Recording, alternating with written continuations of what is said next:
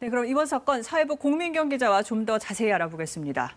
공 기자, 취재해보니 단순히 인터넷 방송 진행자와의 갈등 문제가 아니었던 거네요.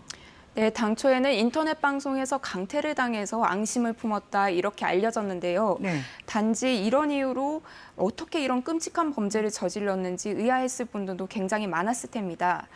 그런데 이 고액의 별풍선 후원이 결국 사건의 발단이 된 셈입니다. 네, 이전에도 이 별풍선과 관련해서 여러 가지 논란이 많았죠.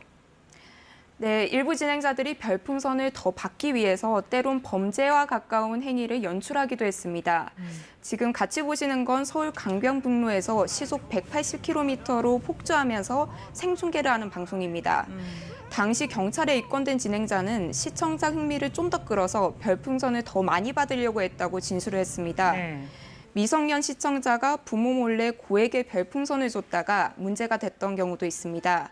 지난해엔 11살 초등학생이 부모의 휴대전화로 1억 3천만 원어치의 별풍선을 결제했는데 알고 보니 이 돈은 전세보증금으로 쓰일 돈이었습니다. 네. 네, 이렇게까지 별풍선을 보내는 이유랄까요? 심리는 어떻게 봐야 합니까? 네, 아까도 잠깐 나왔지만 인정 욕구 때문입니다. 진행자는 은근히 경쟁을 부추기고 시청자들은 자기들끼리 경쟁을 합니다. 네. 이번에 범행을 저지른 남성도 열혈 시청자 등급이었다고 합니다. 아, 시청자의 등급이 있군요. 네, 그렇습니다. 그러면 채팅 아이콘 등이 달라지는데 아무래도 주목도가 높아지고 진행자의 시선도 끌 수 있게 됩니다. 네. 지금 우리가 살펴봤지만 이런 부작용이 범죄로까지 이어지고 있는데 막을 방법은 없는 겁니까? 네, 업체들이 자유 규제를 하고 있긴 합니다. 아프리카 TV의 경우에도 2018년부터는 결제 한도를 하루 100만 원으로 규제를 하고 있습니다. 네. 하지만 구매 대행 사이트 등에서 추가로 살 수 있어서 사실상 이게 유명무실하다는 지적이 있습니다. 네.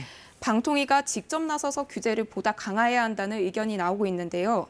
그리고 일단 이번 같은 사건을 막기 위해선 진행자도 자신의 집 주소 같은 개인정보 노출을 일단 하지 말아야 하고요. 이제 시청자의 경우에도 도를 넘는 후원에 대해서는 경각심을 좀 더 가져야 할 겁니다. 네. 공민경 기자 잘 들었습니다.